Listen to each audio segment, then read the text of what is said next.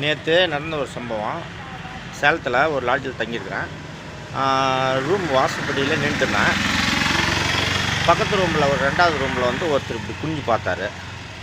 திறந்துக்குதா இல்லையா அப்படின்னு சொல்லிட்டு. அது சாத்தியிருக்கும், அப்படியே லேசாக சாத்தியிருக்கும். வந்துட்டார். வந்து என்கிட்ட வந்தார். வந்தோடனே யாரும் விடுவிடுன்னு உள்ளே வந்துட்டார். உள்ளே வந்தோன்னா வைஃபை ஓப்பன் பண்ணுங்கண்ணா, பேமெண்ட்டு நான் ஒருத்தருக்கு அனுப்பினோம், இதில் வந்து பேலன்ஸ் தீர்ந்து போச்சு அப்படின்னாரு. வெளியில் நில்லுங்க அப்படின்னு சொன்னேன். வெளியில் நில்லுங்கன்னா நவர மாட்டேங்க அப்படியே நிற்கிறான். வெளியில் நில்லுங்க அப்படின்னா அப்புறமேலே வெளியில் ஹாஸ்பிட்டல் வெளியில் வந்து நின்னான். அப்பயே ஃபஸ்ட்டு அங்கே குனிஞ்சு பார்த்தான் ஒரு ரூமா. அடுத்து என்கிட்ட வந்து நேராக உள்ளே வந்துட்டான்.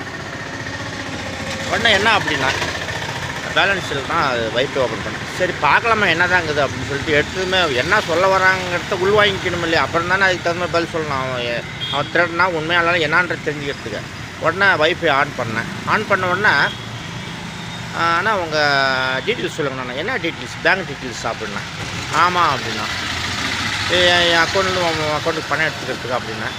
இப்படின்னு பார்த்தான்.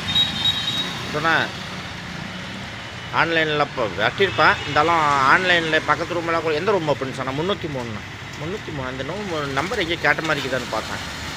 அது யார் ரூம் நம்பரே சொல்லிக்கிறான் அவன். எப்படி ஆள் பாருங்க. அப்படியே அப்படி மேலே பார்த்துக்கிட்டே வருது. 303 இதில் உள்ளே போகலாமா அப்படின்னு சொல்லிட்டு யார் ரூம் நம்பரே எனக்கு சொன்னான். நான் கொஞ்ச நேரம் கழித்து எனக்கு அது இப்படின்னு குழம்பு போயிட்டேன். சரி கொஞ்ச நேரம் அப்படியே கம்மி ஆகிட்டேன். பார்த்தா அவன் வந்து நான் சொன்னாங்க பாருங்கள், இந்த பக்கத்து ரூமில் இருக்கிறவங்களுக்கு சார்ஜருக்குள்ள நான் கொடுக்கறது கிடையாது. அவன் சார்ஜர் எடுத்துகிட்டு போயிட்டே இருப்பான். அவன் 1 மணி நேரம் சார்ஜிங் போகிற வரைக்கும் நான் காத்துட்ருக்கணும். இந்த மாதிரி ஆன்லைன் ஃப்ராட்லாம் இருக்குது. ஆன்லைனில் பணம் எடுக்கிறது கொடுத்தியாங்க. உனக்கு வந்து டீட்டெயில்ஸ் என்ன அப்படின்னா. அப்புறமேலே எந்த ரூம் அப்படின்னா அப்புறமேலே இப்படின்னு சொன்ன உடனே அப்புறம் இல்லை அது மாதிரிலாம் பண்ணுறதில்ல அப்படின்னு சொன்னேன். உடனே கிளம்பி போயிட்டான். அந்த ஃப்ளோர்லேயே இல்லை. அவன் கீழ் ஃப்ளோரில் இருக்கிறானா இல்லை யாராவது தெரிஞ்சவன்னு பார்க்க வந்தானாங்கிறது தெரியல.